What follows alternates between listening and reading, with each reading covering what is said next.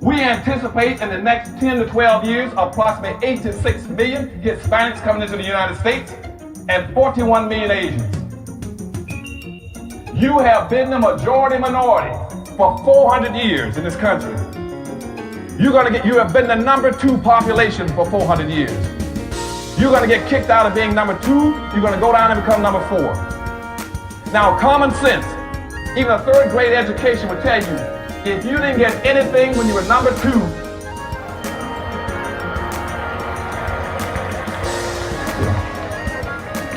you all jumped ahead of me, but anyway, you can guess what you're going to get when you become number 4. President Biden, do you support reparations? Well, I mean, since I haven't spoken on this, got a chance. Number one, the reason we're the country we are is because of immigration. We've been able to cherry pick the best from every single continent. The people who come here have determination, resilience. They are ready to stand up and work like the devil. We have 24 out of every 100 children in our school today is Hispanic. The idea that we are going to walk away and not provide every opportunity for them is not only stupid and immoral, but it's bad for America. They are the future of America. At the very same time that America refused to give the Negro any land, through an act of Congress, our government was giving away millions of acres of land in the West and the Midwest. Which meant that it was willing to undergird its white peasants from Europe with an economic floor. But not only did they give the land, they built land-grant colleges with government money to teach them how to farm. And this is what we are faced with. And this is the reality. Now, when we come to Washington, in this campaign, we are coming to get our check. We are owed $104 trillion on the very low end, plus $735 billion recurring.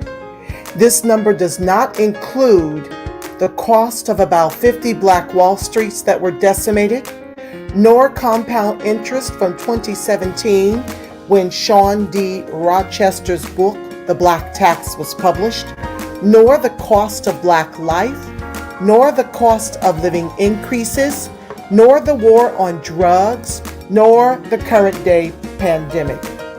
The number I'm working with is for slavery, Jim Crow, and accrued ongoing systemic racism, oppression, and disadvantage in the country our ancestors built with their lives.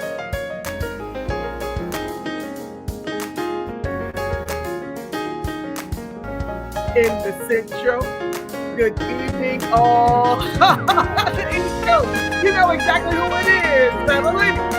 Angela Nirvani, your hostess with the most on the Reparations perspective, bringing you those treatment hot topics and making the case for reparations, making the case for weaponizing our folks, socializing our suffering. I see you love my folks, so rock. Who else we got up in here? Sasha Del Reed 360, Kinky Curly Straight Talk, Eco Hair Raiders, Reps. I see you, family. And for those of you who have yet to check who you are and where you're tuning in from, welcome to the live, family. Oh, yes, my sister friend up in the Bay. Let me remove this.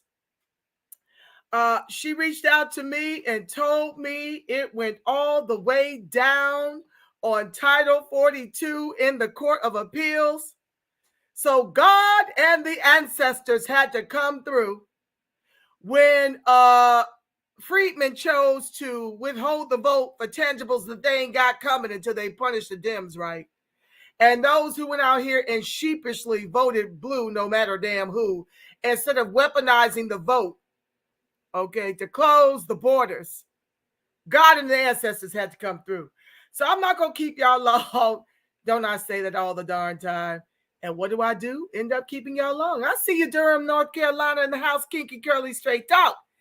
Yeah, so, I had to get on here and talk about it because, see, this is my whole Freedmen protest voter strategy, is to weaponize the vote and socialize this suffering. Because whenever the Democrats have a trifecta, We the only ones in distress, right? And so that's what I've been on for a good year now. And I did a full court press during the midterms. Hi, Diane Scout. I see you, family. Not that anybody seemed to have given a damn about that. Because of course, no tangibles, no vote have far more traction than me. Shout out to 1,600 subs over at the Reparations Perspective. I'm a little injured that could because of you. Shout out to everyone that has blessed the broadcast. This is how I pay to be here. You guys supported the channel, helps me to come to you, with breaking news and the whole 9 yards. This is what I want to do full time, is keep my foot on the neck of government and constantly bring you current events. I'd like to weaponize the current events, from a freedman perspective, from the reparations perspective, okay? That's what I love to do. So this is what I want to do full time. I've got other broadcasts I want to be able to create for you. So your support of the channel enables me to use my creative to edutain the masses and to wake them up and to get us all on one accord, okay? So thank you. A round of applause to the supporters of the broadcast. Hi, Yaira. A round of applause to my co-host in the chat. A round of applause for my 1,600 subs. A round of applause for everyone tuning in from Twitter, Facebook, and ScrewTube. I appreciate you more than I have the words to convey. So yes, my girlfriend. Shout out to Heidi if you're watching up in the Bay for sending me this news over the text as soon as it broke. So let's. I haven't even read the article. I just got thrilled that the appeals court has stopped this because they're trying to get a lot done in a lame duck session to get these dreamers. Why can't anybody ever come up with an original idea? Okay. Martin Luther King Jr. had a dream for us. And everything we come up with, they take it and co-opt it and corrupt it. I'm just sick of it. So yeah, in the lame duck session, these Democrats whom y'all keep voting for, whether you show up and push the button directly for them or whether you withhold the vote, that's a vote for these Democrats to stay in power. Well, now that the appeals court has done this, they're going to do a full court press, I am certain of it, to get the dreamers citizenship. Because I know that my co-hosts know this, but anybody new to this experience needs to know that all of this immigration and the government, the Democrats flooding the zone with immigrants, is about erasing and replacing American freedmen. This is to our peril. And that's what y'all continue to vote for. So God and the ancestors said, no, I'm going to give my daughter something for all her efforts. And this is what happened. Stand by. Let me share my screen. I am ecstatic over this news. Okay, let me get the title here. We want to memorialize this while I'm speaking on it in another. Y'all know how I do.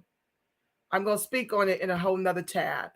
I'm going to come over and make sure y'all can see and that I'm larger than the title.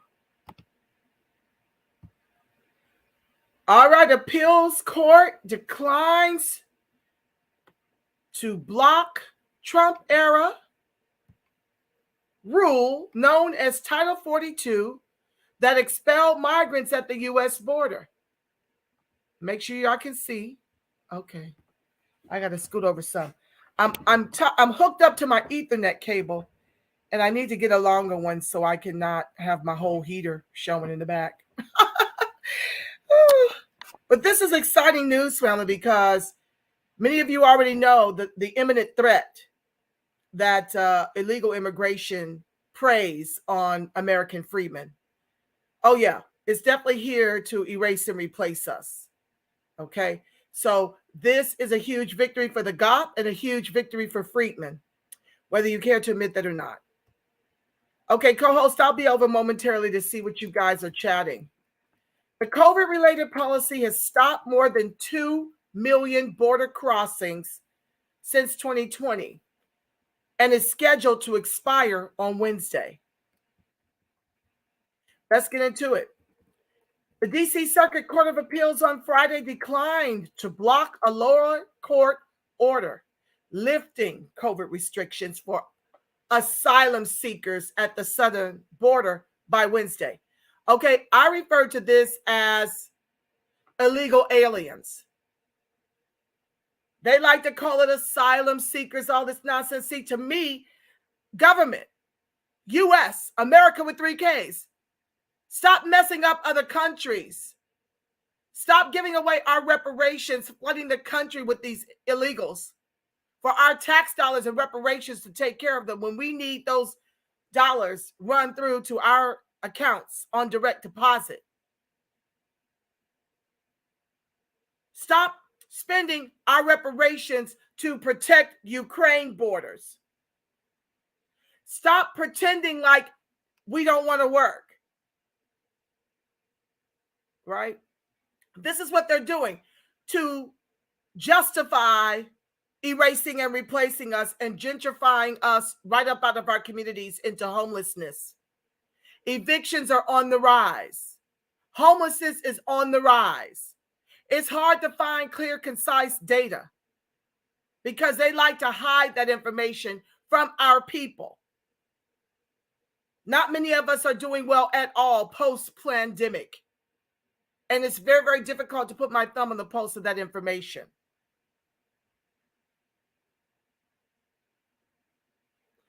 Back to the text. Attorneys general from 19 Republican-led states had asked the appeals court to temporarily prevent the end of restrictions known as Title 42. They are likely to appeal Friday's ruling to the Supreme Court. The GOP officials initially sued to keep Title 42 in place, arguing that lifting it would burden their states and that they should have been given a say in the decision to end it. U.S. District Judge Emmett Sullivan earlier ruled that the Centers for Disease Control and Prevention's implementation of Title 42 was arbitrary and capricious, saying the Biden administration should return to allowing all migrants to request asylum at the border, as they had been allowed to do prior to the coronavirus pandemic. In a statement responding to the appeals court decision, White House spokesperson Abdullah Hassan said the administration had a robust effort underway to safely manage the border when Title 42 ends. To be clear, the lifting of the Title 42 public health order does not mean the border is open, Hassan said. Excuse me, the border is wide open. I've shared with you on the archives the illegals who were happy to be dropped off wherever the buses took them. And they said in broken English that the borders were wide open. We will continue to fully enforce our immigration laws and work to expand legal pathways for migration while discouraging disorderly and unsafe migration. Since Title 42 was enacted in March 2020 by the Trump administration, migrants have been sent back to Mexico 2.4 million times. Many nationalities and demographics have been exempted from the policy, including children traveling unaccompanied and some nationalities whose countries refuse to repatriate them, such as Cuba, Nicaragua, and until recently, Venezuela. Although border crossings are already at record highs, more than half of the 1 million plus migrants who crossed the border in fiscal 22 were returned to Mexico. If Title 42 is lifted as planned, those migrants would be allowed to claim asylum in the U.S., where they could be waiting for years for a court date if they pass their initial interview with authorities. Some local officials in border towns have said they need more support from the federal government to deal with the existing surge, and what's expected to be a much larger one in the absence of Title 42. Opponents of the policy praised the court's ruling on Friday. Title 42 must end because it is a public health law, not a border management tool, said Lee Gellernick, the lead attorney for the American Civil Liberties Union, suing to lift Title 42 in a statement. The states seeking to keep Title 42 are acting hypocritically, to say the least, since they have opposed every COVID restriction except the one targeting vulnerable asylum seekers, which I refer to as illegal aliens. Okay.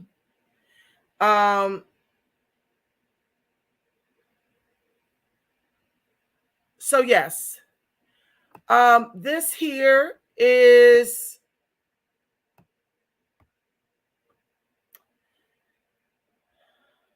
this is a victory. Now it's going to be appealed, but appeals court have declined to block the end of Trump era rule known as Title 42 that expelled migrants at the U.S. border.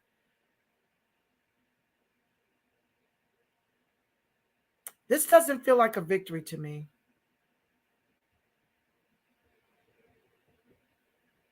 They declined to block it. What are you guys saying about it? I thought this was a victory, but the more I read it, it doesn't feel like it. It feels more to me like they're fighting to continue to allow this. And well, they're trying to end Title 42.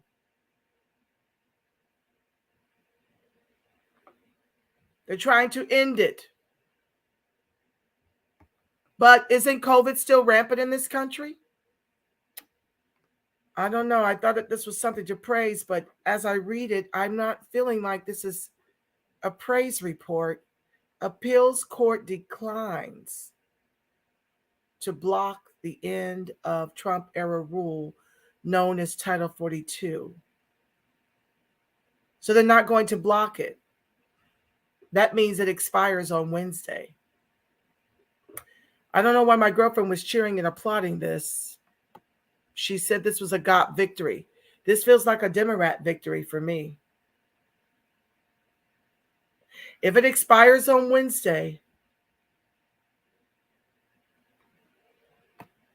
migrants surge at the border ahead of Title 42 ending. They're at this border, y'all. Let me show it to you. Yeah, this doesn't seem like a victory as I had anticipated. I think I celebrated too soon. Let's look at it. Let me make sure y'all can see this. Let's see where this one takes me. Experience more with hard-to-get tables from Chase Sapphire Reserve. Wow. Chase, make more of what's yours. Yeah. And that one first, though, a check on the headlines this half an hour in Washington this morning. The battle over immigration at our nation's southern border is likely heading to the Supreme Court. Republican officials from 19 states are expected to appeal a Friday ruling that will lift a Trump-era rule that is known as Title. The temperature here feels like it's below freezing. The Border Patrol is letting 10 to 15 of these migrants in at a time, but the line stretches all the way down there. Some are then released onto the streets of El Paso to fend for themselves. This couple from Nicaragua made the decision to cross now because they expected more chaos at the border next week. That's when a federal court ordered the lifting of a pandemic-era border restriction known as Title 42, which authorities now say could lead to a record 10,000 illegal border crossings a day. We've never seen so many people in the conditions that they are today. I mean, just waiting at the river with no shelter. Ruben Garcia has helped shelter migrants in El Paso for decades. Should the Biden administration have seen this particular influx coming? Absolutely, because of the paralysis in Congress, the Senate, and the House. And the worst part of that are the politicians who use it for political gain. Tonight, both city officials and migrant advocates here are telling us this is a humanitarian crisis, and they're pleading for the federal government to take more action quickly. Well, family, I thought this was something to celebrate. It doesn't look like it. It looks like we're going to be inundated. It's about to get worse. And New York City let New York City let in 3,000 last 6 months. What the hell is really going on? Our erasure and replacement, honey. And it seems like the louder we scream for reparations, the worse it gets. This is not good. Hi, Dominique. 10,000 per day. Yes, kinky, curly, straight talk.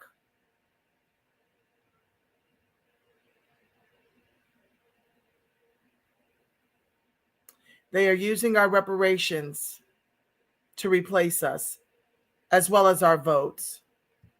Hi, Dominique Henderson. That's why we respect you, Angela. Read it and find the trick bag terminology so we don't get played. Much love, big sis. Thank you so much, Dominique. Well, I thought I was bringing you some great news that, Title 42 would be extended. I don't know how in the world they continue to enforce vaccines in the corporations as a way to discriminate and keep us out, because a lot of us did not take it. Half the country didn't take that venom. Okay.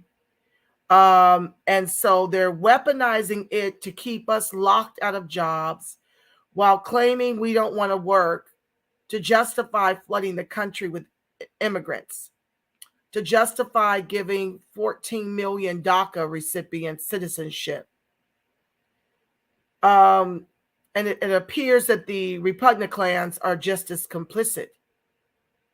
This is problematic because, if we don't have enough Republicans who are against immigration, then who do we vote for? Who do we vote for? How do we weaponize the vote if we don't have enough?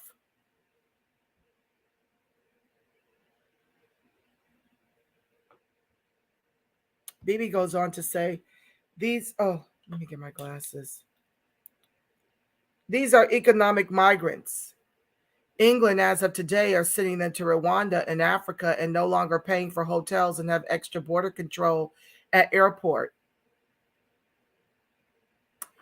Let's look at what England has done. Thank you, Bibi. I think during the reparations hearings, you mentioned that. England.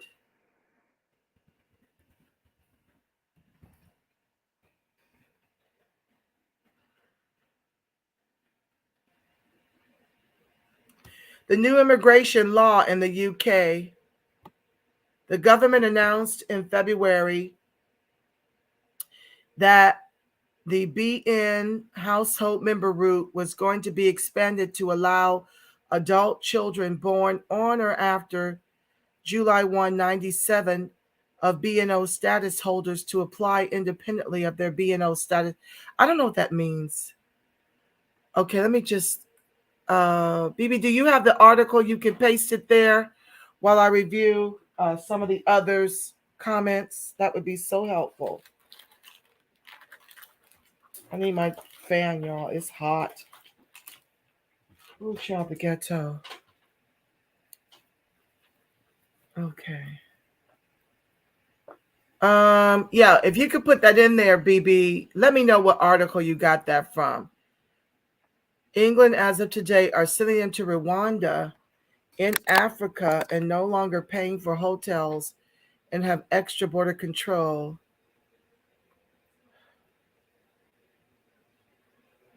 I'm totally against open borders. Me too. It's really hurting us.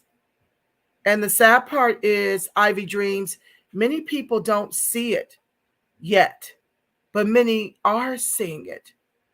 We're starting to see this happening in the South. Hi, Candace DeLeo. And they don't understand that we were 7 million here and before we became 2 million. And it is really, really rough being in Little Mexico. Like, it's hard on us when we have no social capital at the hiring tables. And the ones that are there are by and large immigrants and white folks. And the challenge with all of that is they take on the white supremacist, wanton white supremacist attitudes and behaviors towards American freedmen. The only kind of immigrants they're importing are the kind that are very anti-freedmen, even though we are the reason why they're even able to come to this country at all. We are their reparations. But in many instances, they treat us even worse, or at least as bad as the wanton white supremacist who enslaved us. It's really, really bad. They're taking over in New York. Let me see if I can find that video I saw earlier. You know, they're calling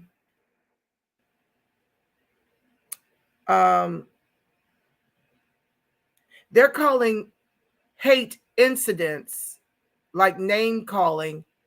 They're quantifying that as hate crimes.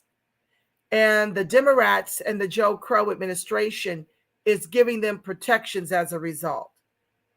I've shared with you in prior lives, in the archives, how that Glacier Donkey executed 10 of ours at the Tops grocery store in New York. Well, now the government is giving them protections. They're giving them the protections. Meaning the Jews, because of the Gendron, what do you call it, manifesto, had in there some anti-Jewish sentiment, but he murdered 10 of us. And then the Democrats turned around and now giving protections to the Jews. Okay, let's also let me find this one that I saw a video. It looked like at some type of New York city council meeting, where the Asians, were sitting up there complaining that I guess they felt that it was anti-Asian hate when the blacks who were complaining about them taking over in their communities, the blacks communities, the Asians are taking over in the black communities. And now they want for an incident of, say, a slur, or say you cuss them out, to be considered anti-Asian hate. Let's find it and talk about it. This is really getting bad. And we continue to withhold the vote or vote blue no matter who, to our own people's peril. It's a nightmare. Hold on, family.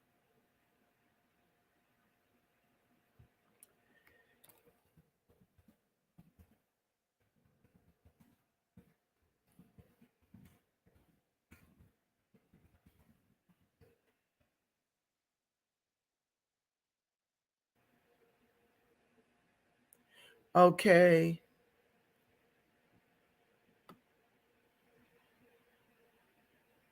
Yeah, they're calling incidents hate crimes.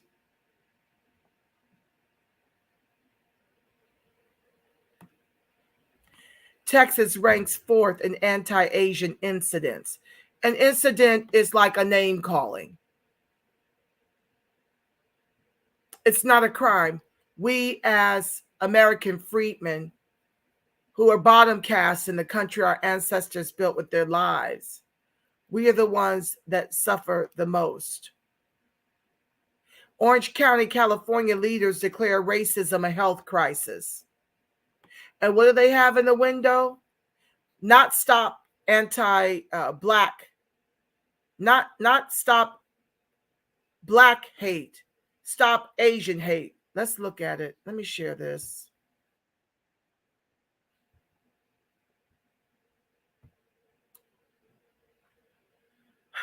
Okay, let's see here. Share screen.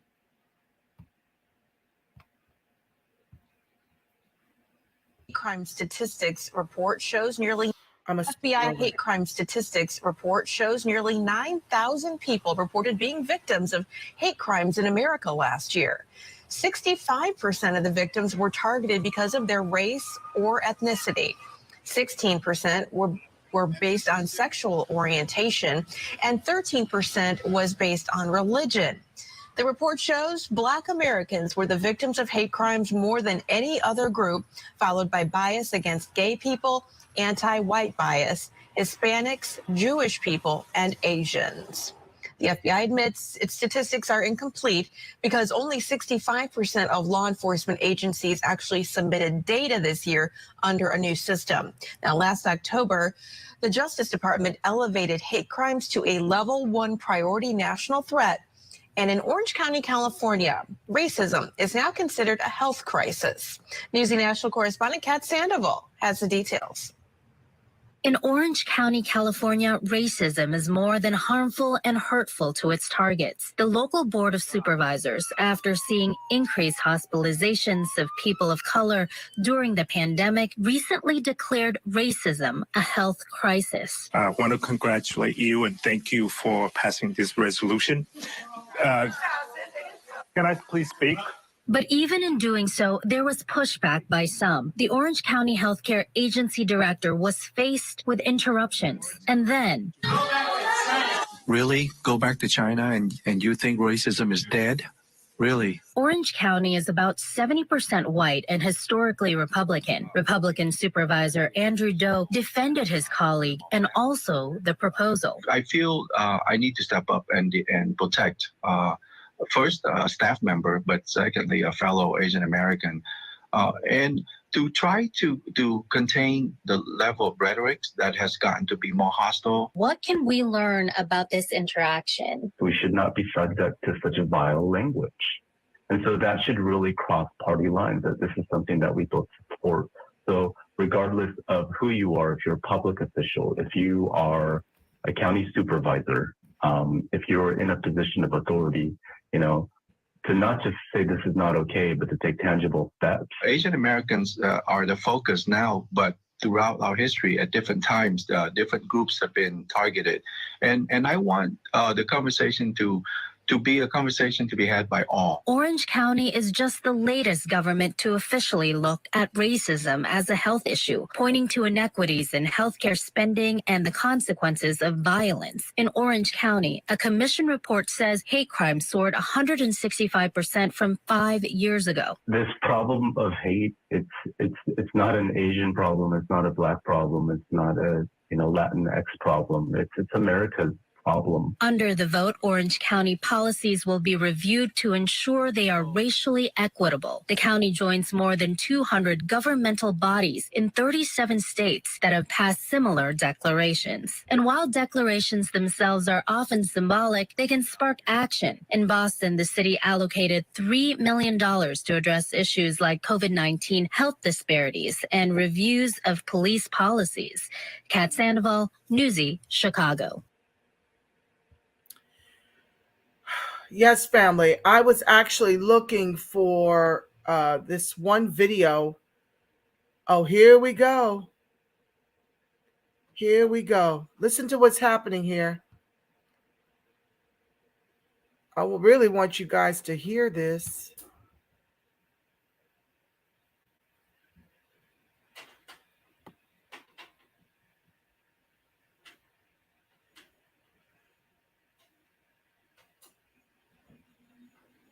I really want you guys to hear it. I'm trying to, just give me a second, fam. It's off the charts what's happening. This brother was complaining about the racism he's receiving from the Asians. Now, you just saw in that particular New York City call to stop funding group whose rep spewed anti-Asian hate. So basically, this gentleman was complaining, hold on one second, about the Asians being discriminatory against the blacks in New York City. And now they're flipping it on its head to make it out as if blacks hate the Asians. So the New York City is now calling to stop the funding to this particular group that spoke at this New York City Council meeting. Let me find it. Hold on one second. And they're calling the brother a convicted sex offender. Convicted sex offender spews anti-Asian slurs during New York City Council meeting. And he did nothing of the sort. Hold on, family.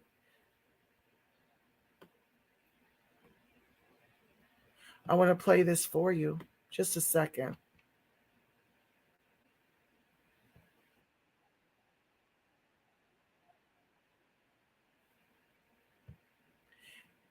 So let me share my screen, family.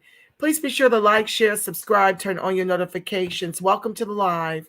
I'll get back to your comments momentarily, but I got to share a few things to help you understand how this immigration is really crushing us as a people. Let me see. Hold on.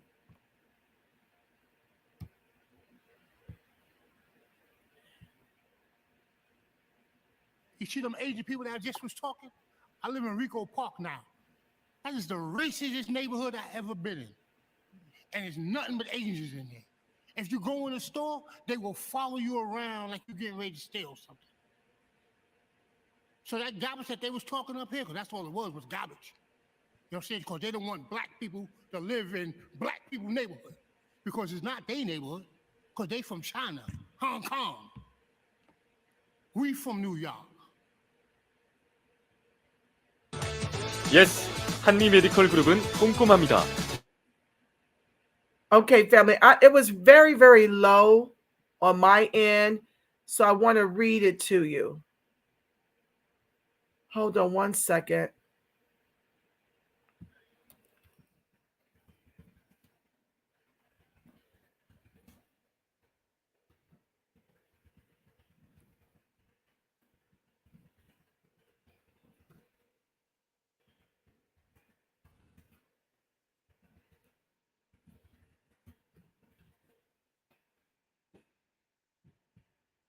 Let's read this because it was very difficult to hear it. It was very low.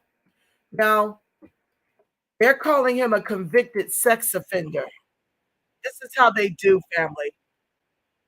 Now, I don't know this man's past, but they didn't have to refer to him as that at all.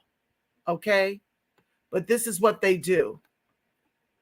Because he's complaining about what he's experiencing under anti-Black racial sentiment per the Asians in New York.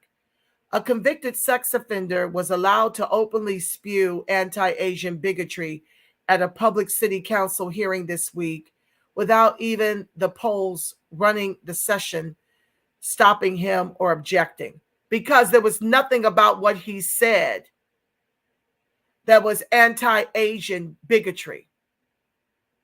He was telling the truth about his experience, that their communities are being overwrought and overrun with Asians that follow them throughout the grocery stores and treat them like common criminals, won't rent to them. It's a whole mess in New York. They are doing to New Yorkers what these Crayola wanton white supremacists have done to the Bay Area. And there's no place for us to seek asylum. We cannot afford, many of our people cannot even afford to rent nowadays, let alone pick up an entire family and move out of the country to where? Where can they go? And with what? And this is why we fight and lean in so hard for reparations. Douglas Powell, an ex-con affiliated with the lefty advocacy group Vocal New York, spouted his racist hate Thursday while saying he supports a proposed city law that would bar landlords from conducting criminal background checks on prospective tenants. As he should. Where are the ex-felons? Where are the ones on parole? Where are they supposed to live? It's going to be very, very difficult. Let's look up real quick how much the median rent is in New York City.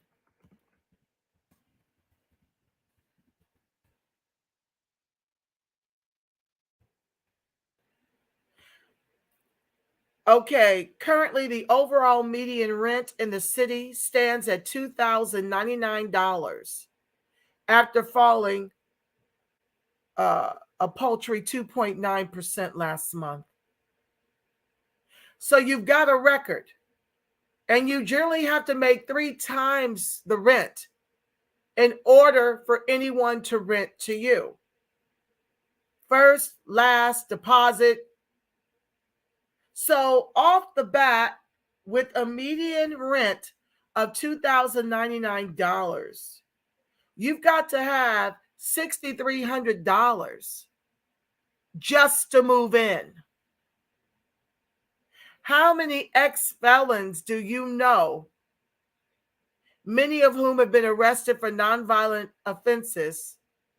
Rest in peace, Khalif Browder, who committed suicide after being falsely accused of stealing a backpack and then was sent to Rikers, where he suffered abuses too heinous to get into on this particular live. Now let's look at the median income for Blacks.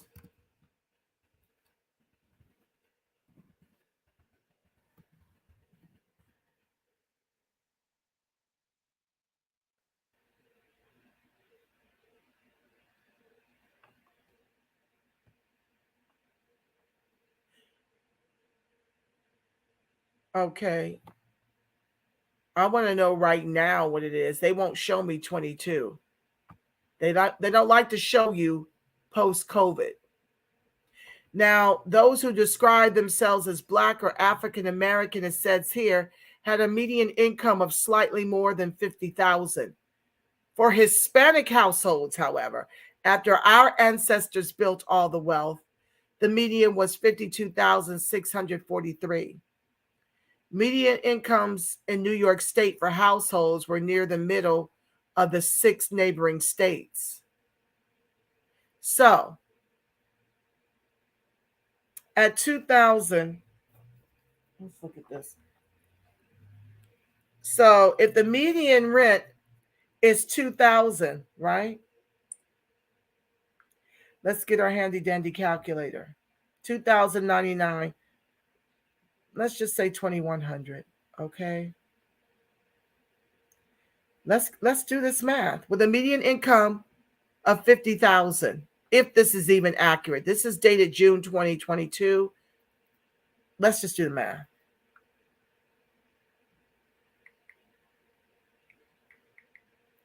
$2,100 times 12. Of $50,000, half of their income is spent on rent.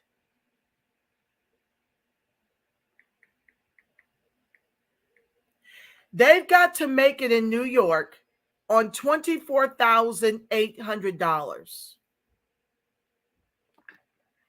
Food, utilities, transportation, all the little extras that come up if you're a single mom, single dad for your children, on $24,800. And so of that 50,000, let's take away the 6. Let's take away 4. Because it's about 6,000 to move in.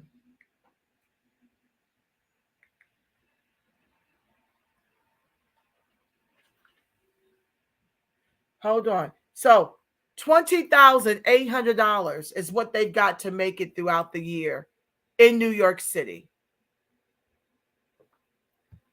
Let's look up the cost of living.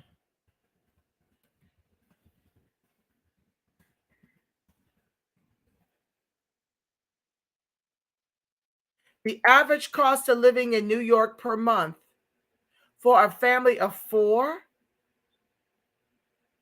is $7,800, and a single person is $5,300. That's a lie. That's a flat out lie.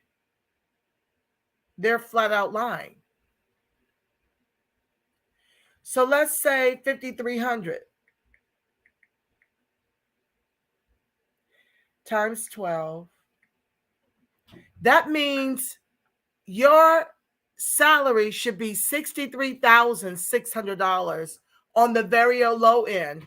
And what did I tell you the median was for Black Americans and those identifying as us? $50K. So let's take away 50.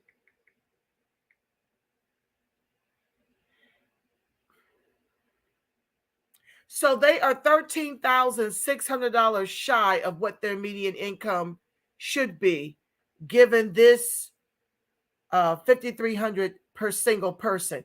I don't know how in the world, if it's $5,300 for a single person, are you claiming? Hold on, y'all. That 3 additional people is only going to cost you an additional $2,500 per month. They're saying for a family of 4, the average cost of living is $7,800, wherein a single person is $5,300. You see why they lie?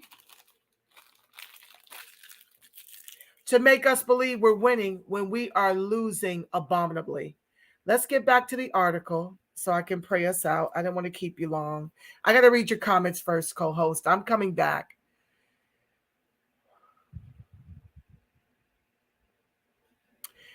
Powell spoke after 2 Asian women and 2 white women testified against the legislation, the one that would bar landlords from conducting criminal background checks on prospective tenants. That's another way to discriminate against us, to keep us homeless. Even if you did a bid in jail for a nonviolent offense, they want Black Americans to be extincted in this country. And they are doing a full court press because the wanton white supremacist has turned Crayola. While the Joe Crow administration gives these groups protections for incidents when we suffer the hate crimes. I think it was like, let's say 2,300. They had about 300 divided by 2,300.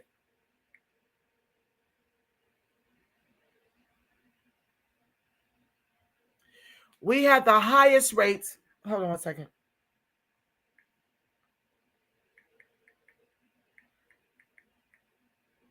We had damn near 8 times more hate crimes leveled at American freedmen than these Asians. And this is who Joe Crow chooses to protect and set them up in our communities to gentrify us right up out of them. And the minute this brother calls this bullshiggity out, now they want to withdraw financial support from the organization he's there to speak on behalf of.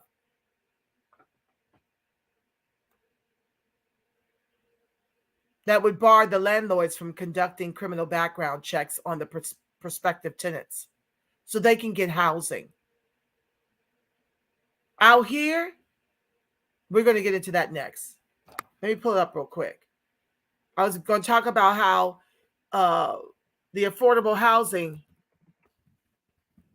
discriminates against Black Americans in California.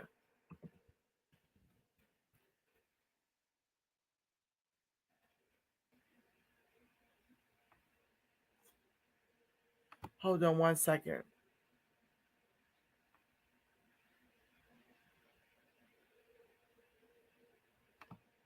This was in October. California realtors apologized for role in racist housing. Just October. We'll get into that one next. Let's finish this one.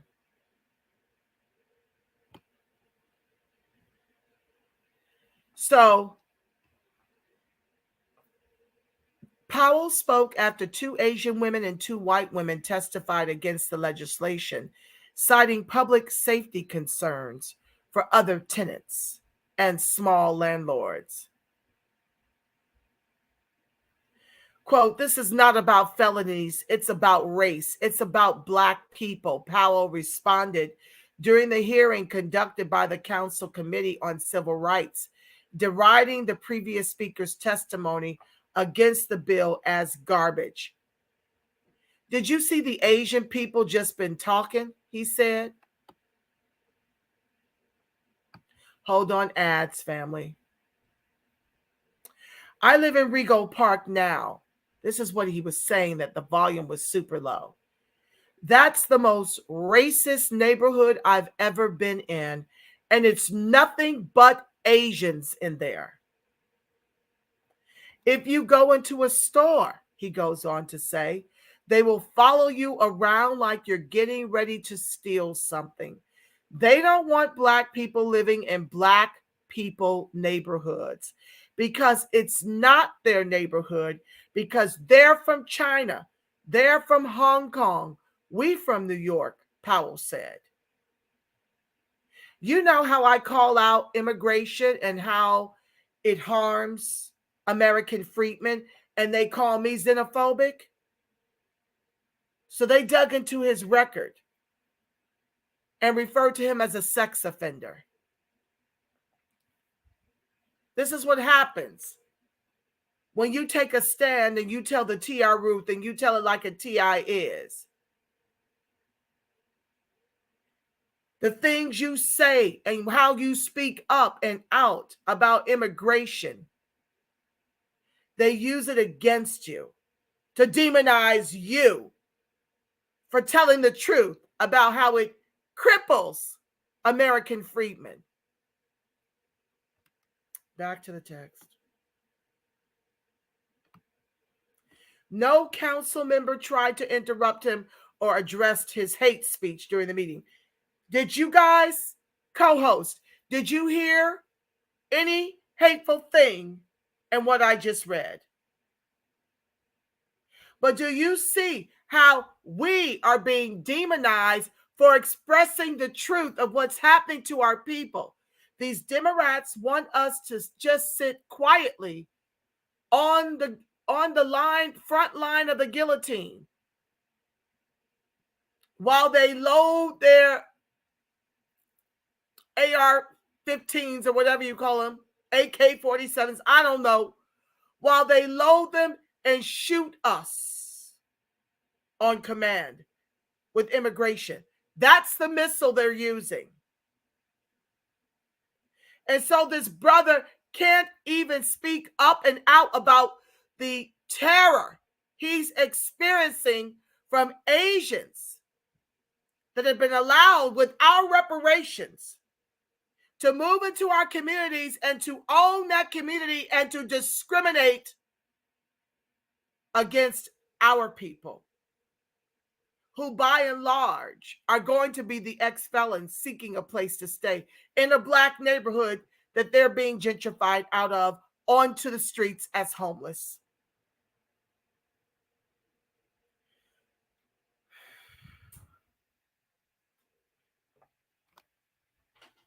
This is what happens when Black folks speak up and out against this damnable immigration. Powell 59 is listed as a level 2 sex offender with a Rego Park address after a 2012 conviction for an attempted criminal sex act with the victim under the age of 15 in 2008, according to the state sex offender registry.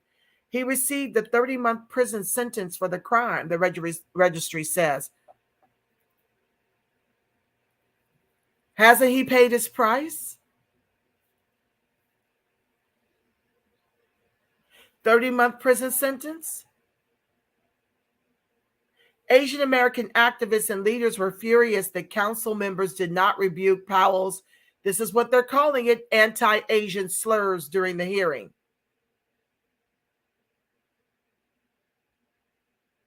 Quote, I left after my testimony and that man was referring to me and Susan Lee. And at Susan Lee NYC tweeted Asian Wave Alliance President Yeatine Chu. This is the hate speech that fuels anti-Asian hate crimes, and our electeds were silent. The brother can't even express what he's experiencing under the Crayola wanton white supremacist oppressive boot in his neighborhood, which is fast turning Asian, akin to what happened to the blacks up in the Bay. Can you imagine if he was saying the same about blacks, Hispanics, or Jewish people? Would our electeds be silent and move on as if nothing racist happened? She raged.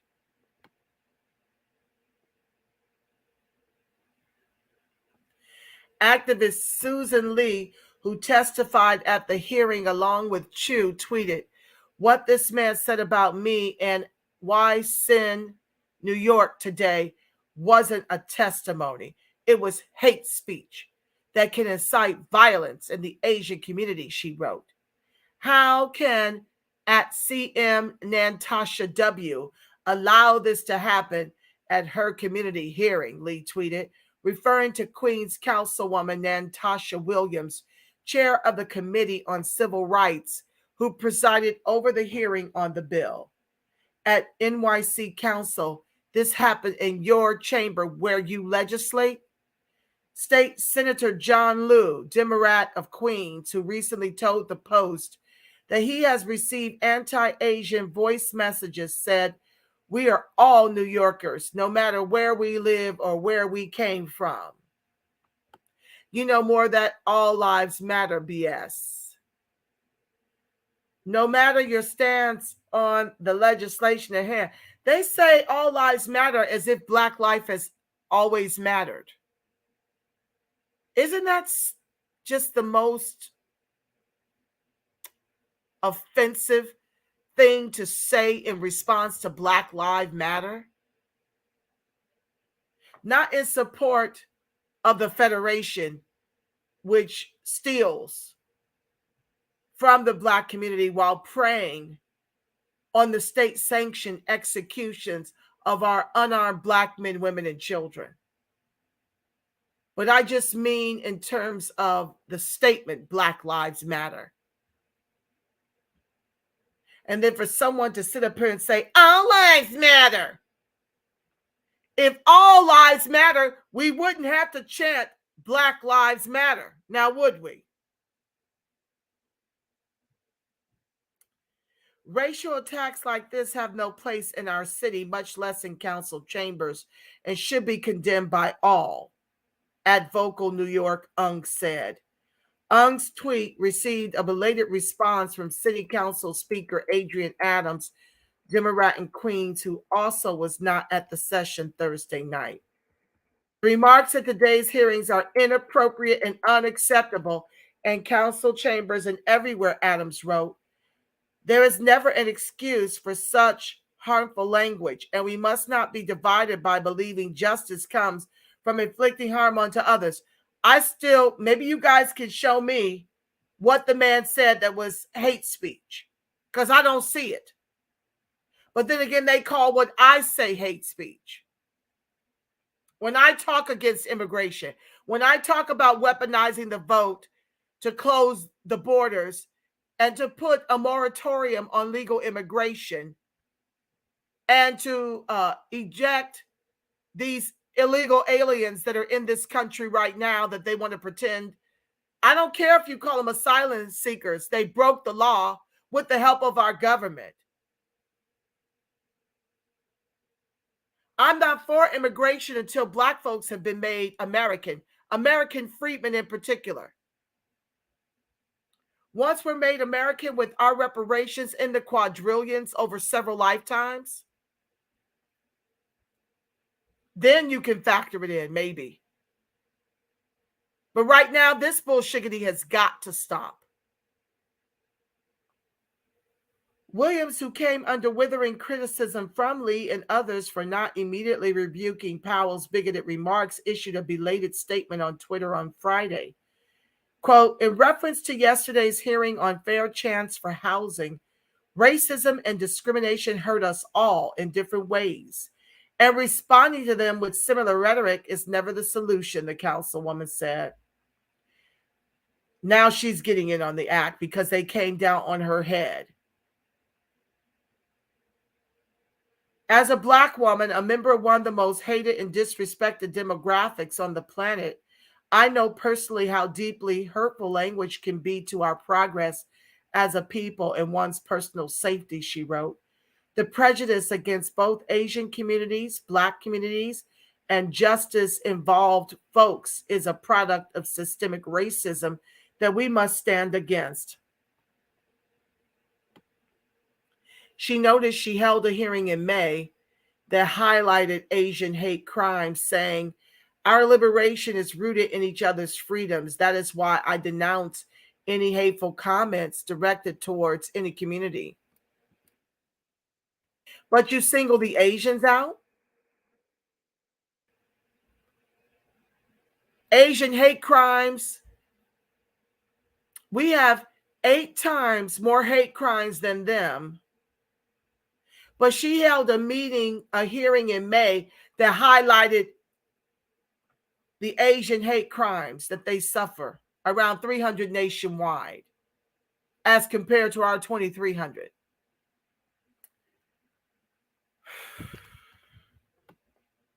This is what y'all voting for or withholding the vote to allow.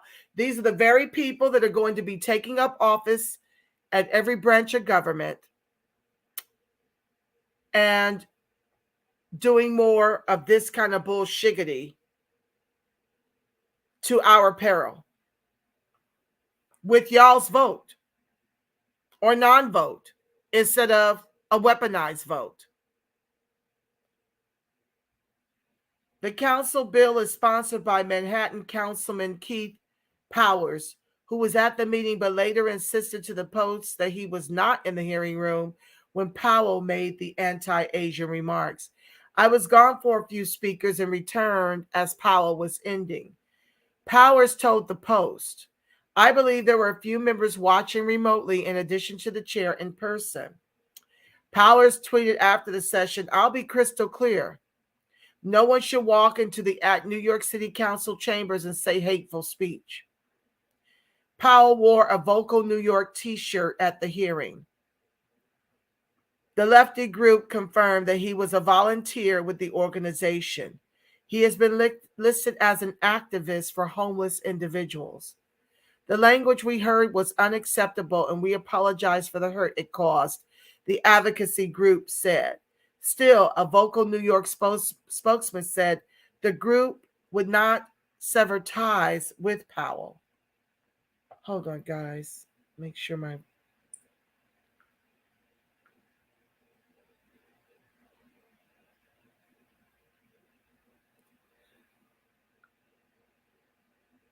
Okay. I want to make sure. Okay.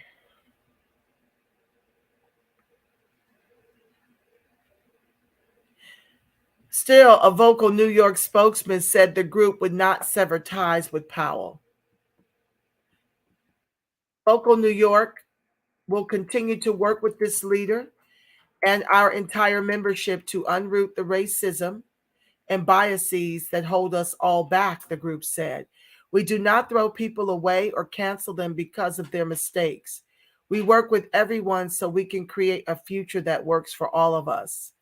You see how they get us apologizing for just speaking our truth?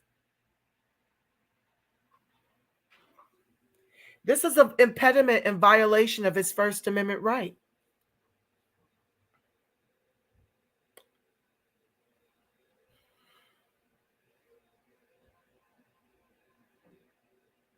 Powell had no immediate comment through Vocal New York.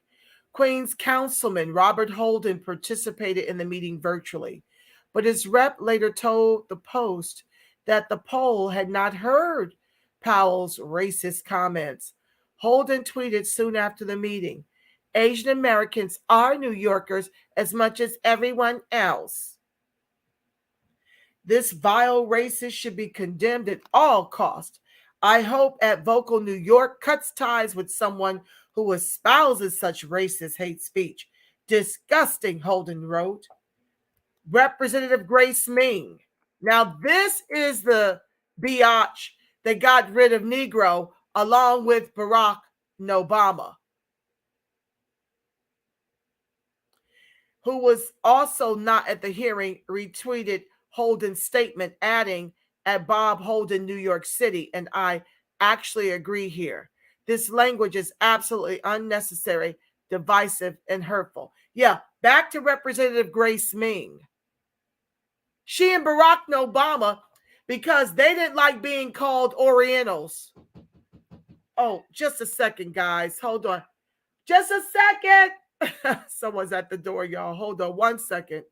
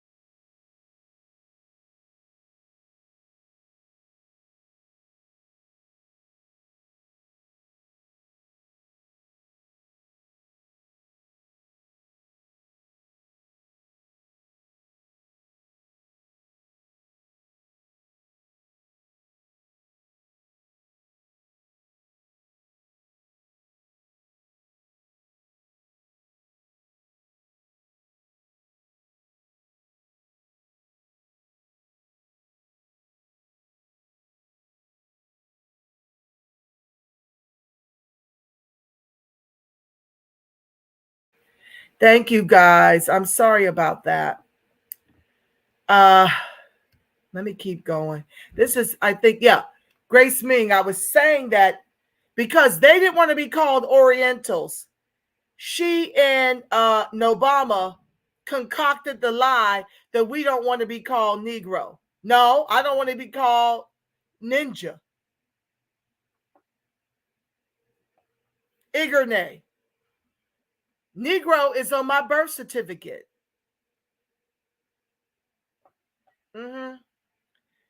That's what they decided, that was offensive. To be termed Negro was offensive when it's flat out on many of our, at least many of the Gen Xers. That's what our birth certificate reads. Some of the boomers even. Okay. So yeah, that was that article. So as I mentioned, well, what time is it? Oh, 8:52. Let me get to your comments. We'll do the rest of them tomorrow. As a matter of fact, yeah, I may touch on that tomorrow a little bit, but you get the idea, right? Tomorrow, I really want to go all the way in on Joe Crow weaponizing our never-ending Holocaust to give $55 billion to Nigeria. West Africa was very much complicit in the slave trade. And instead of giving reparations to American freedmen, this is how he chooses to spend our reparations. He'll talk about our never-ending Holocaust and then turn around and gift Nigeria with $55 billion while telling us no to reparations. Let's dig into your comments before I pray us out. Ivy Dreams goes on to say, there is no war going on in Latin America. Yes, honey, you're absolutely correct. But this is what they like to do in order to justify allowing all these illegals to flood the country. If they call them what they truly are, illegal aliens who have broken the law to be in the country, then that's not palpable to those of us who comply with law. So they label them asylum seekers in order to try and minimize what they're in fact doing to us as American freedmen. Yeah. Supreme Court Justice Roberts freezes ending Title 42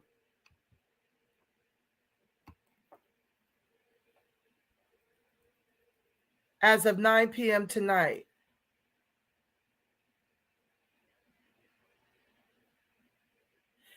Diane, does that mean, so freaking confusing.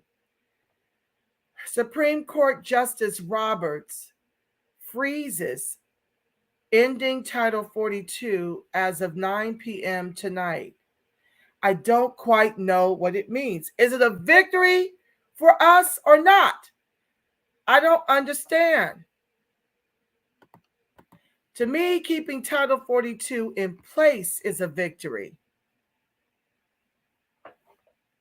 So does he stop and end to Title 42 as of 9 p.m. tonight?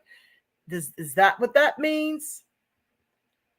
Candace Leo, Dallas, Texas. I see you, fam. Okay. Ivy Dream says the Dominican Republic is closing its borders, and it should. They are a poor country also.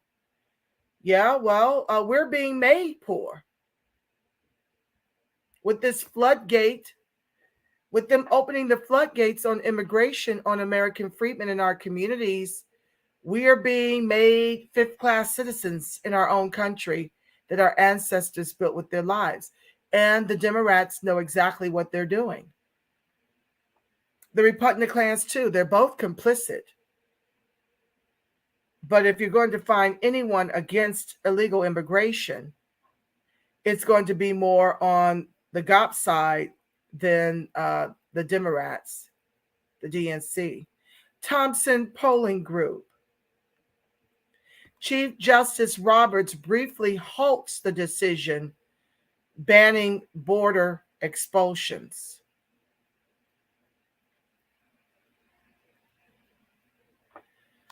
Hi,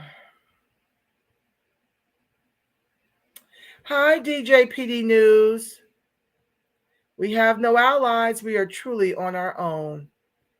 Whites are getting pushed out of jobs also if you don't speak Spanish in border states. Oh, yes, Ivy Dreams, but guess what? They've killed and raped and lynched and stolen all of our wealth. So they may be pushed out into early retirement, but they'll still be okay. We're the ones that won't survive it. After everything's been stolen, all of our wealth has been stolen by them. So it's very disproportionate with respect to the numbers of American freedmen impacted by this.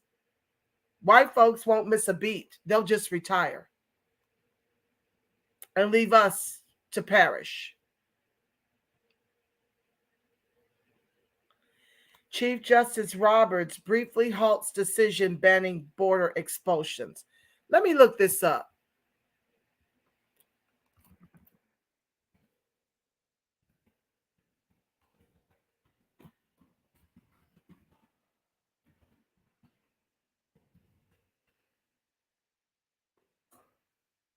Chief Justice Roberts briefly halts decision banning border. This was 4 hours ago. Banning border expulsions.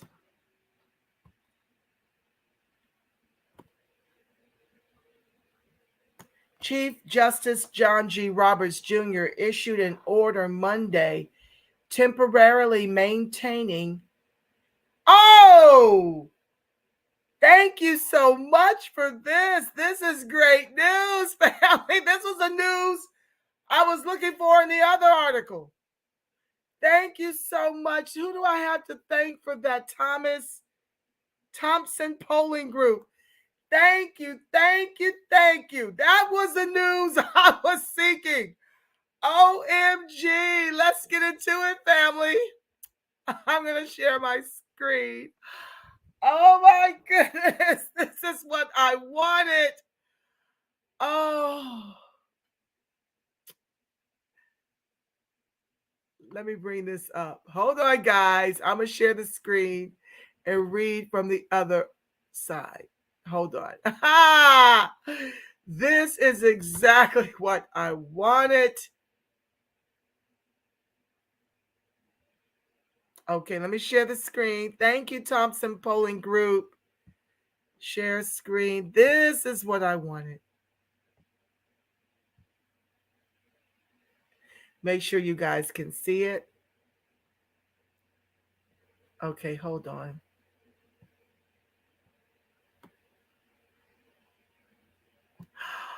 This is awesome news. This is awesome news for American freedmen. Let's see here. Okay, so I'm going to make myself a little bit bigger as I read. Okay, let me scoot over some. Thank you. Yes. Okay, so back to the text. Chief Justice John G. Roberts Jr. issued an order Monday temporarily maintaining a Trump-era public health emergency measure that allows the government to expel migrants seeking asylum who cross the southern border unlawfully. The Chief Justice's order, known as an administrative stay, was provisional and meant to give the Supreme Court time to consider the question of whether to maintain the program Title 42, which a trial judge had ordered to be ended by Wednesday. The court is likely to act in the coming days. The order was prompted by an emergency application filed Monday by 19 states led by Republicans. Lawyers for the states asked the justices to issue an emergency stay of a federal judge's order blocking the program, saying it was needed to prevent a surge of border crossings. Oh, so 19 Republicans are in favor of this, of keeping Title 42 in place because of the surge of border crossings it's going to cause if it's lifted on Wednesday. 10,000 a day, as we read in the other report, right? The failure to grant a stay will cause a crisis of unprecedented proportions at the border, they wrote, adding that daily illegal crossings may more than double. Judge Emmett G. Sullivan of U.S. District Court in Washington ruled last month that the measure imposed by the CDC and prevention did little to advance public health and much to endanger immigrants. He set a Wednesday deadline for ending the program unless a higher court issued a stay. A unanimous 3-judge panel of the U.S. Court of Appeals for the District of Columbia rejected the state's request for a stay on Friday, saying they had waited too long to try to intervene in the case, which had been brought by migrant families seeking to end expulsions under the health measure. Lawyers for the immigrants say the health measure does not justify thwarting the ability of people fleeing violence to apply for asylum. You know this is a crock of you know what.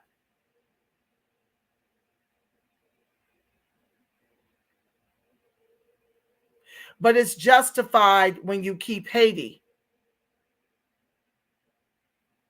out of participating in the open borders that is clearly happening right now in these border states like California. How selective it all is. The Republican-led states responded that without the measures, border states would face an overwhelming influx of migrants, adding that the case also has broader implications. This case presents an opportunity for this court to address the district court's misguided attempt to constrain CDC's authority to use Title 42 to protect public health in future pandemics, they wrote. The consequences are not limited to the present dispute. The district court's ruling will hamstring emergency action by CDC to prevent aliens with communicable diseases from entering the U.S. in the future. They want it both ways. Let me make sure, because I think I'm blocked. Yeah, I am. Hold on, guys. Okay, that's better. They want it both ways, right? They want to be able to discriminate against us in hiring practices because we refuse the venom. But they want to be able to freely allow illegals into the country in record numbers. Okay? Joe Crow has already let in about 5-6 million who clearly state that the borders have been wide open, while not requiring them to take the jab.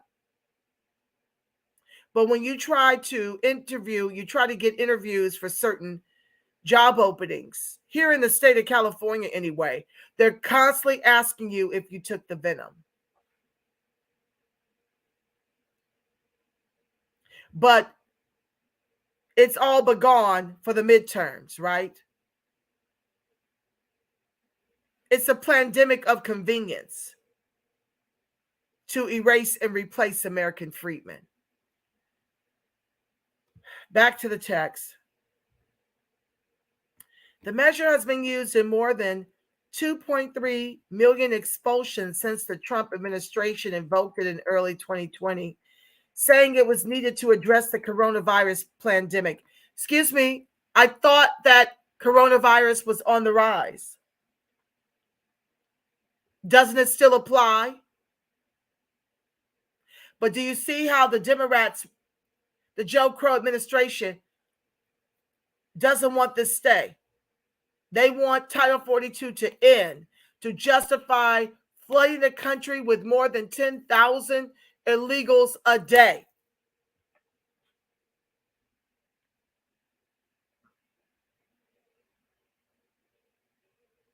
Critics said the policy was actually meant to cut immigration. That's what it was meant to do. You wouldn't let Trump put up his border wall. This was the only way he could cut it.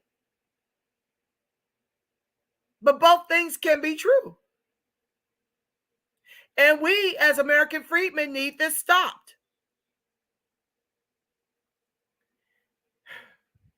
We need an end to legal and illegal immigration. And we need to get all of these illegal aliens up out this country. They have broken the law. They can't be asylum seekers and Haiti not be asylum seekers. You see the oxymoron of it all? It's a pandemic and asylum seeker based on their convenience and how it serves their narrative to keep us bottom cast. In their emergency application, the state said they faced irreparable harm if the justices failed to act. In particular, the state's lawyers wrote, the greatly increased number of migrants resulting from this termination will necessarily increase the state's law enforcement, education, and healthcare costs. All of our reparations being used to take care of people who broke the law. While many of our brothers and sisters and children are being locked up for nonviolent crimes, nonviolent offenses, and get harsher penalties than white folks and immigrants alike when it comes to real crime. They added that there has already been a surge of migrants approaching the border in anticipation of the December 21st state expiration, underscoring the state's harms. Lawyers for the states had asked the Supreme Court to take immediate action to maintain the status quo while the justices considered the matter. Given that the termination of Title 42 is currently set to take effect at 12:01 a.m. on Wednesday, December 21st, they wrote, the states respectfully request an immediate administrative stay pending resolution of the stay request. Roberts called for a response to the state's emergency application by 5 p.m. Tuesday, suggesting the court may issue a swift ruling. This article originally appeared in the New York Times. Okay.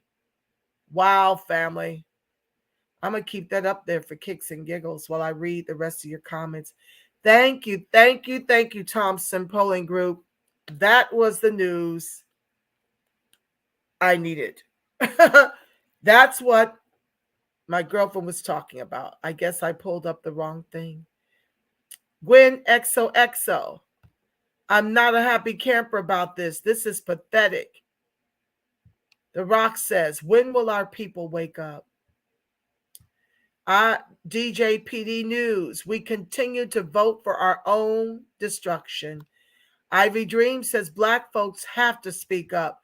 Yes, sis, they really want us to sit on the front line of the guillotine while they, execute us, while we drop dead one next to the other. You're not supposed to speak on it. You're supposed to be censored. You're supposed to be muzzled and allow them to extinct our people without complaining. More than likely, they want you to smile while they're doing it. What is this world coming to? Okay, thank you. Let's do this. I'm going to see if I can show this. Thank you, BB. YouTube.com/@BBC News. Let me see here. Can I copy it? No. I'm going to show this. Hold on.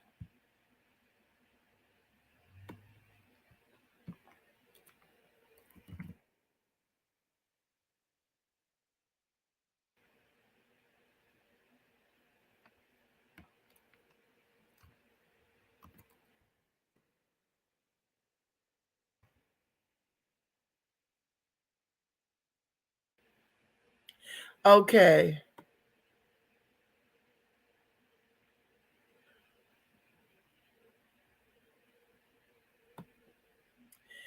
Oh.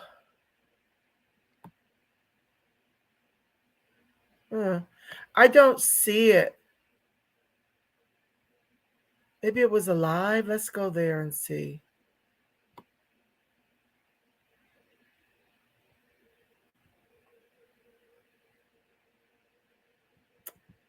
Huh.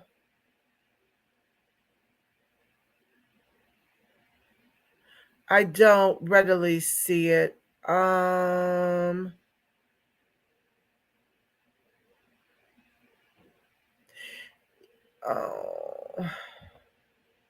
yeah, I don't know. Let me see. I don't see it. Okay, I'm going to research that and bring it tomorrow, so I'm not wasting a whole bunch of time on a fishing expedition. Thank you, BB. Oh, no, BB, it's all good. Are Black folks still living in Orange County? Let's check that out, Ivy Dreams. What percent of Orange County is Black American? Very racist. 2%. Wait, I'm sorry. Black people account for 2% of Orange County's population and were targeted the most for hate crimes and incidents combined in 2019, more than any other group of people. Yet you saw whom they showed on the screen when they were dealing with hate crime. The Asians, who suffer 1/8 of what we have as a people have to endure. Yet Black people are estimated to comprise just 2% of Orange County's 3 million population. That's small. I can't do it. Oh, okay, that's not the full link that you posted. Okay, it's all right. I'm going to look for it. I think it may be a few Blacks in Anaheim. Blacks are always targeted, honey. Wanton tears. Meanwhile, the real problem is anti-Black racism. You better know it. We have to pray and act, pray and act. Absolutely, fam. Hi, Easy Axe. Yes, Blacks still live in Orange County, California. Very few.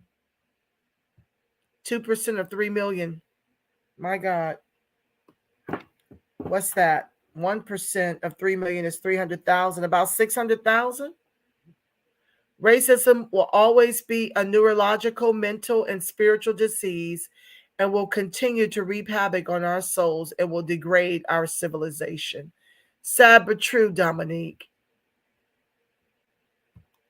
Hardly any Blacks in California altogether. Yes, we're down from around 7 to 2 million. Oh, you're in the OC, Easy Axe?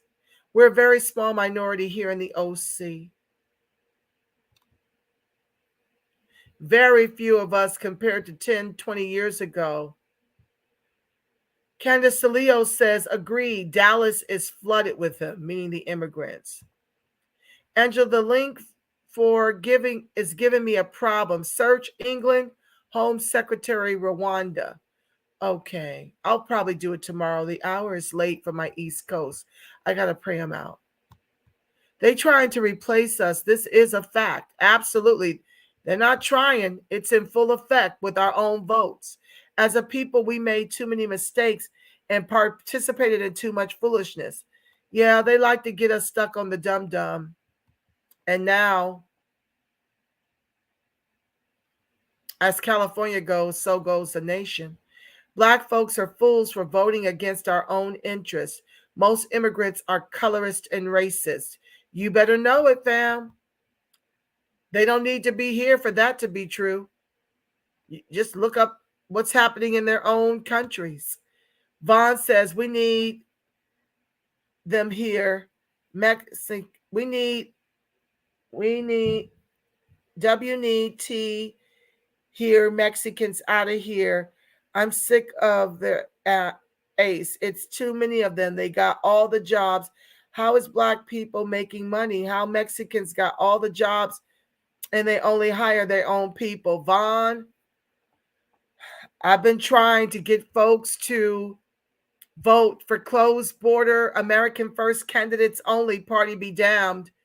But we clearly did not do that the last election cycles. And if we don't weaponize the only commodity we've got left, we are doomed. It's just that simple.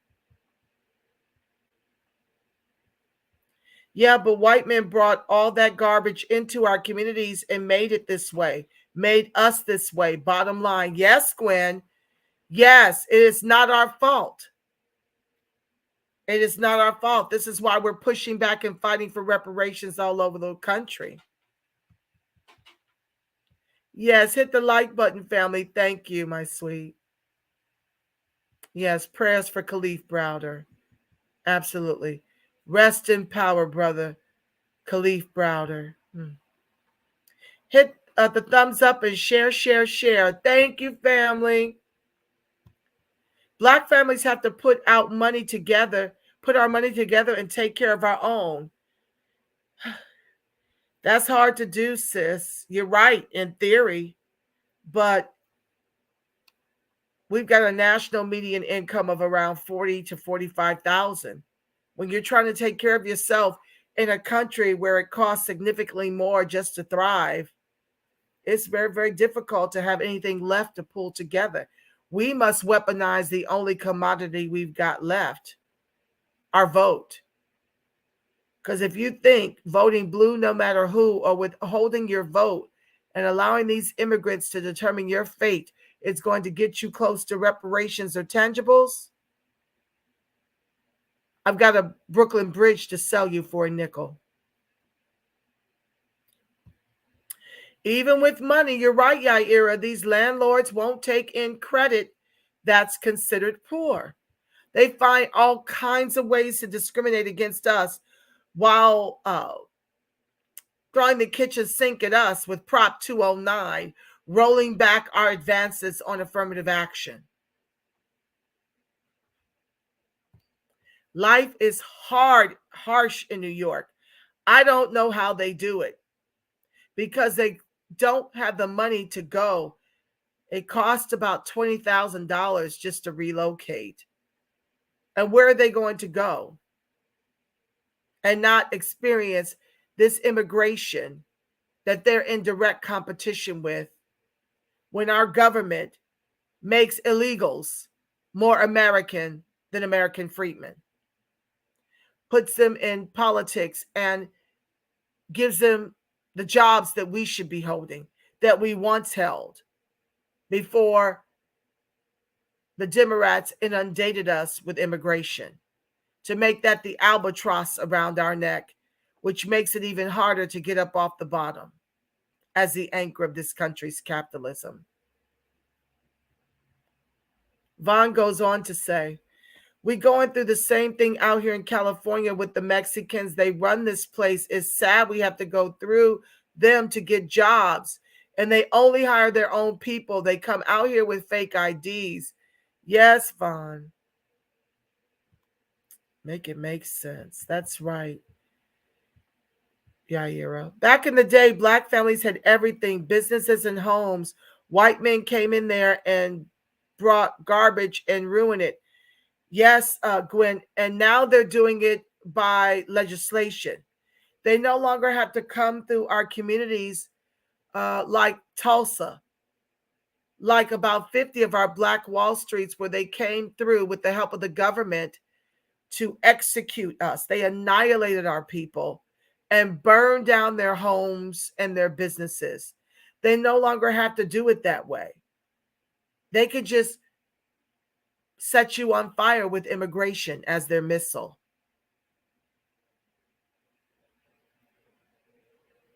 That's what they're doing in real time. And as California goes, so goes the nation. I also do not support open borders because that is a serious threat to us, DJPD News. Build generational wealth, Black, beautiful people. Absolutely. Rego Park is Asian, particularly Chinese and Yus. It was Black before it became that. Reparations now. We won't make it without it, sis. We will not make it with no UBI, as far behind economically as we are. Hi, Carolyn Harvey. Close the borders now and forever. They're doing that permanent underclass right in front of our eyes. Yes, they are. They are wiping us completely off the monopoly board, fam, with our own votes. They are out of their rabbit A mind. We won't be silent about what we're going through. No, ma'am. You're absolutely correct.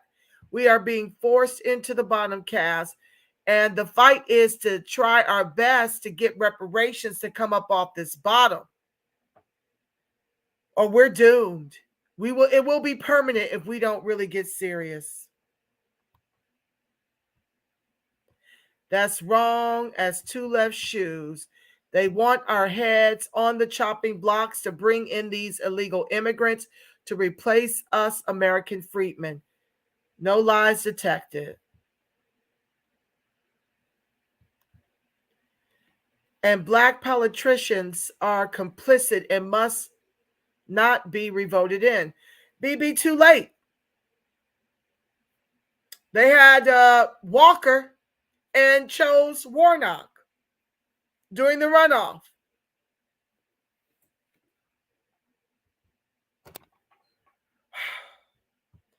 Yes, the Democrats have declared war on American freedmen, DJPD News.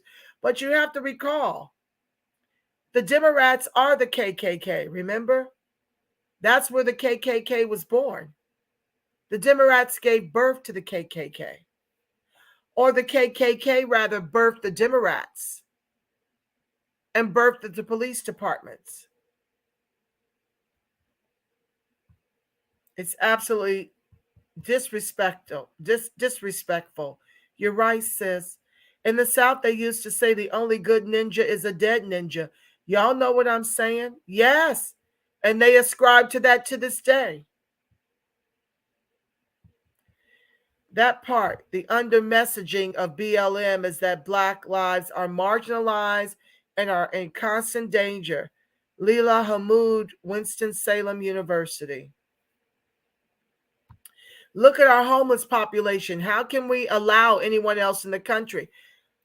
Because the whole goal is our ethno-genocide by the Democratic Party. The Republicans play a role too. Some of them is for this bullshiggity. But the Democrats are definitely in support of our erasure and replacement. That's why they're allowing the immigrants into the country.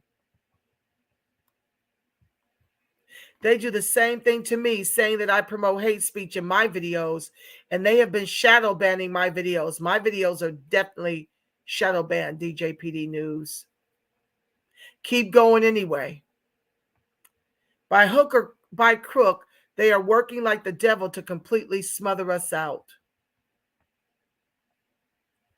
Unfortunately, that sentiment is in all of America, not just in the South. The only good ninja is a dead ninja, that is. You're absolutely correct, Carolyn.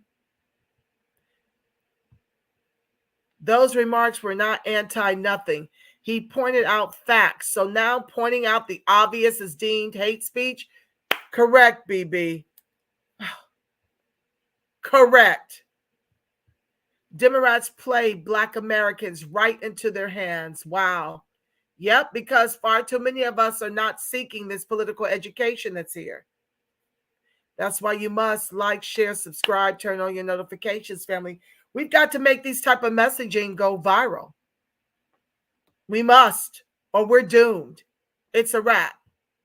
I don't know about no one else, but I'm going to fight, and fight. Well, Negroes on my birth certificate, says Ivory Dream. We must share this info to educate and inform our American freedmen family. Correct, Yaira. They're not going to stop me from being productive ever. Absolutely, Gwen XOXO. They never have. Crayola wanton white supremacists can't stop American freedmen.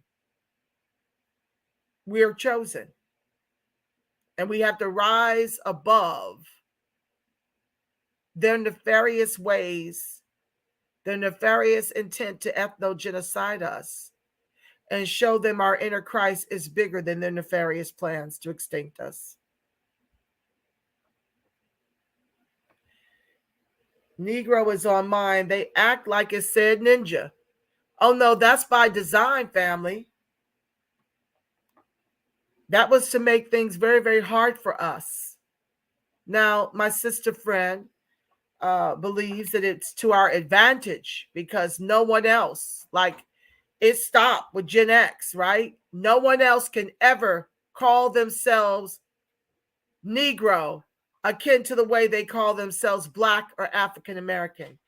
So my very dear comrade and friend said, what they meant for bad, God turned for good.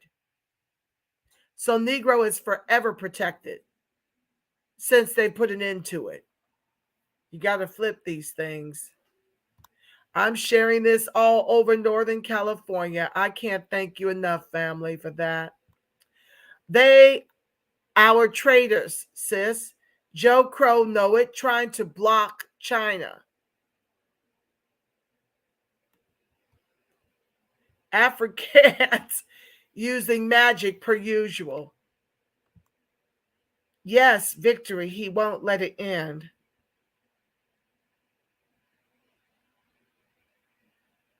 Yes, victory, he won't let it end. Thank you, BB. You're absolutely correct. It is a victory after all. Albeit possibly temporary. Well, it sounds to me like this is where we need to get active. This is where you need thousands on the steps of the Supreme Court to march around to keep a stay on 42 and to point out the hypocrisy of it all, to demand that we be jabbed just to get a job interview. We be jabbed on the job. They're doing all manner of things to get us, to force us into doing it. Stand down and stand strong, family. Yes, it's a temporary win. Title 42 remains in place temporarily. Well, we need it to be long lasting.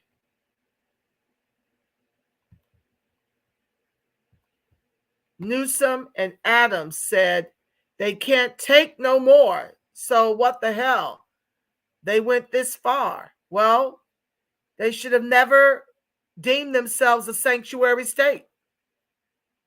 My B Sisterella, nice to see you here, family. Thank you for joining the live. Indeed, for a while, that was too much gloom and doom. It's a lot. My B Sisterella, yes, send them back. Lord, I get so sick of these trolls. Yeah, Ira, I'm going to read how to make you guys, I got to read up on how to make you guys the mods. Yes, Ivy Dreams. Hallelujah. There is violence in America. That Skamala is doing a great job patrolling the borders. Where the hell's she at? Allowing it. They're sitting back allowing it while telling the American public that it's come to an end. They're flat out liars. Porn troll. I got him out of here, but I definitely need to get somebody on this. Truth. Welcome to the live. To understand the pandemic, simply think, stop the spread of viral information by any means necessary. Yeah, that part. Don't get indoctrinated by the neo-Marxist woman kings. Migrants have been aggressive in El Paso, Texas. Oh, yes. I thank God I'm a Black American. My sisterella, it has not been removed, but there's a stay on Title 42, meaning it will not end Wednesday. Because if it does, it's going to open the floodgate. Around 10,000 immigrants a day will be flooding the country if Title 42 ends. It's the only thing keeping illegals out of the country right now. We need that. We need the Supreme Court to stay it until American freedmen are made American. The high truth, the public needs to unite totally, not just white v. Black or race groups, but completely against the rulers and powers. Yeah, fam.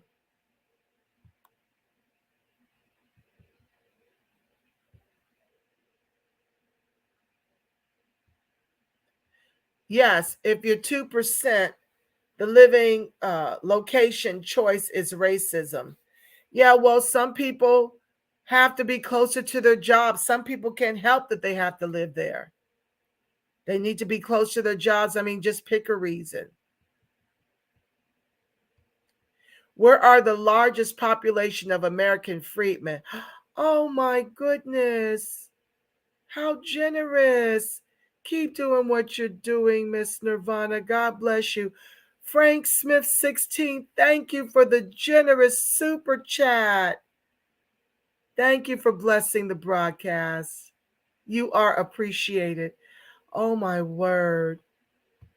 I'm going to flash that on the screen. I'll read the rest. That's very generous. He deserves to be highlighted for that generosity. Thank you. Okay. That was so generous. Thank you so much.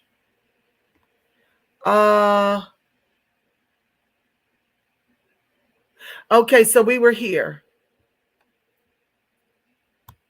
Where are the largest population of American freedmen? I would think it would be Atlanta, but I've not done that research, my B Sisterella.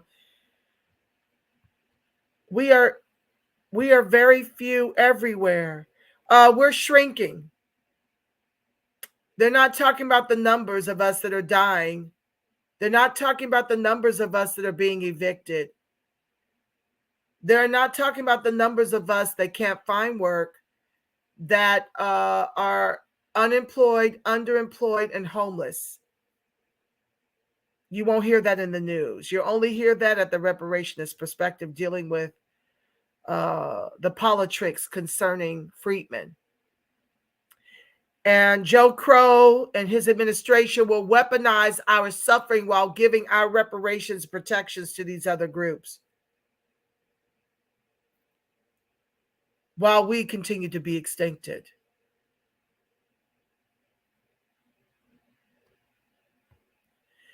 So what should be the plan for Black American freedmen? My B Sisterella, I have been advising us to weaponize the vote and socialize the suffering, because when the Democrats have a trifecta, we're the only ones in distress.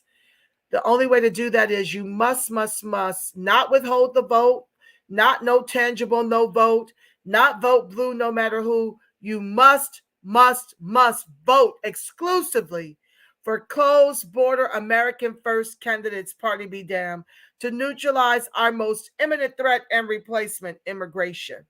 Because if not, we leave the fate of our lineage in the hands of immigrants who seek to replace us, and Crayola wanton white supremacists who seek to erase us. Weaponize the vote. That's right, Yaira. I know white men brought all that trash in our communities, but did we have to partake of it? Yeah, family, you're right, The Rock. A lot of us were just, not me. I am strictly for freedmen. Freedmen men with freedmen women and freedmen babies. Call me what you want. That's what I'm on. But far too many were excited about the interracial sexual access and aren't in this fight to end it, because now they've mixed their seed up with so much and so many that, of course, they love their people. By and large, Black men have done it disproportionate to Black women. But it makes us vulnerable, because you literally cannot sleep white and really be pro-Black and really be pro-American freedmen. I don't believe you can do both. It's an oxymoron. They're diametrically opposed. Angela, can we start a reparations rally up here? I don't really believe in all that rallying nonsense. Has it helped us thus far, fam? Has marching helped us? We are bottom caste, and we've marched until we've burned a hole in our souls. I believe in doing exactly what we're doing, taking over these bills, creating legislation, changing policies, getting sponsors, learning these authors. That to me is a better use of our time.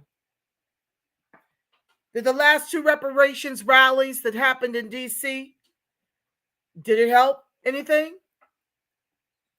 Did they meet with anyone about reparations that supports it? Not HR 40, which is a nothing burger. And then I would say, govern yourselves accordingly. I think it's a waste of time. I mean, I guess it, puts a little light on the subject, but I feel like we do, we have far more advances, when we are boots on the ground with a candidate, like the DMV, like Cap did for Stacia Hall. Hassan Powell was her campaign manager, took her from 2,400 votes in the primary to 20,789 votes within 3 weeks with no money. That's a better use of your boots on the ground, not these reparations rallies. I don't believe in them. Easy Acts, I can go weeks without seeing a Black person living in the OC. If it wasn't for my Black colleagues, I would go crazy. I bet you would. Angela, when will the task force be back? Let me look it up real quick.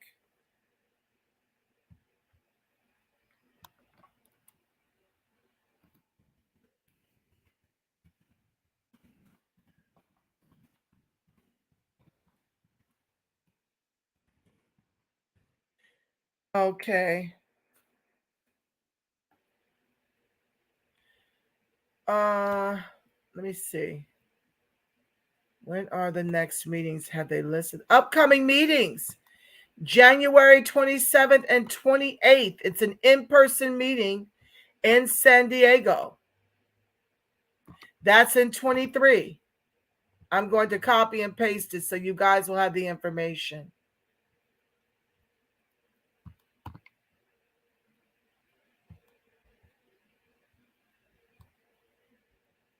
There you go. Hi, Tay-Bay. Hey, fam. Those of us that can better get our children and ourselves into technology, experience computer coding. Yes, Tay-Bay. And even still, you have to concern yourself with the discrimination that's happening even in the tech field. They're giving H-1B visas out like candy. Definitely get your education, but do know that it's still going to be a fight for as long as you have to ask of a job of a white man or an immigrant. They're the ones that are in control. And here in the state of California, they're very, very discriminatory in their hiring practices. Hi, Derek. Reparations now. We're done without it. Democrats are wrong. I will never vote for a Democrat. I am with you, sis. I am with you. You have to believe we are going to win this fight. God is on our side. Yes, I do believe that, Gwen. I just wonder what the final outcome will be of reparations. I'm not feeling confident that it will be $1 million per American freedman the way I'm pushing for. Make me a mod quick so I can go after these trolls. I know, The Rock. We're almost done. The Rock, did you send me an email? Could you please, if you want to be a mod, please send me an email because I sure need them. I'm still trying to figure it out. And I've got a couple of more platforms I need to add to stream to get more audience. Don't worry, Black Americans. We got this because we know better now. Yeah, we're waking up. Stay blessed, beautiful Blacks. Yes. Hi, Darius Harris. God bless you, Sister Nirvana. Please forever and always think, speak, and live in God's righteousness and truth. Satan is truly busy. We can't afford to lose you to the other side. I don't know what other side. Oh, I think you mean pass away. Darling, I don't plan to pass away. I don't, I am taking care of myself. God is with me. The ancestors are ordering my steps. And you guys are the wind beneath my wings. Yeah, that was so generous of Frank Smith. And God bless Frank Smith. That's what I'm talking about. Yes, yes. Very generous. Rallies raise awareness. Hi, Tree Shade Bird. I guess you do have a point in that respect. You're right about that. I'm just not going to be out there doing it. They did what they did because they was oppressed people.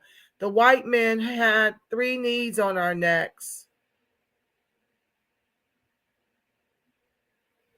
So that's the upcoming reparations rally.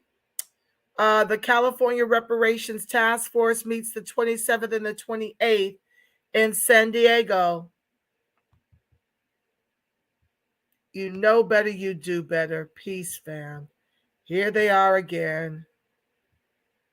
I'm going to write a StreamYard. This should not be allowed. 5417, Angela. YS2. I don't know what that means. You could tell Angela going to be here for a long time. She looks too healthy. Absolutely, family. I am planning to be here for an extremely long time, at least through my great-greats being born. Me and God have an agreement. I plan to be here until 125. And at 124, I'm going to rethink that to see if I want to be here longer than that. Okay, Gwen. With that being said, I want to pray us out. We've been here for far too long. Thank you, East Coast, for hanging in there with me. Please, please, please like, share, subscribe. I'll be back either tomorrow or Wednesday for more of As the World of Freedmen Turns. I really want to delve in what happened with this money that Joe Crow has earmarked for Africa, and how I want you guys to hear how he weaponized our Holocaust to gift them $55 billion. It's atrocious and heinous and despicable, and I'm exposing it here at the Reparationist Perspective. Until then, family, the light of God surrounds us. The love of God enfolds us. The power of God protects us. And the presence of God watches over us. Wherever Freedmen and its allies are, God truly is, because, family, you are the face of God. Yes, you are the voice of God, the body temple of the Spirit of the living God. Until we meet again, more than likely mañana, I want you to make it a beautiful, God-inspired rest of your evening and work day tomorrow. If no one's told you today, family, how much they love you, do know that I love you Black and I love you Freedmen strong. Yes, I do.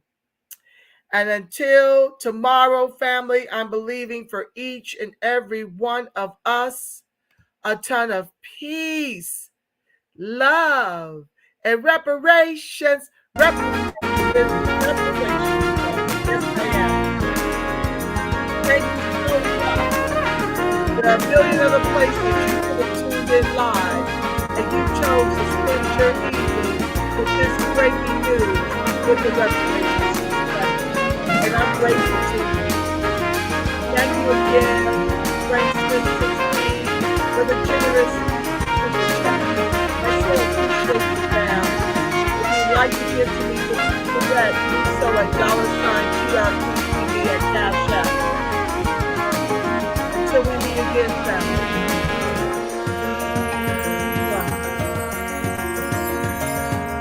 Keep your head up. Lean in. I'm out.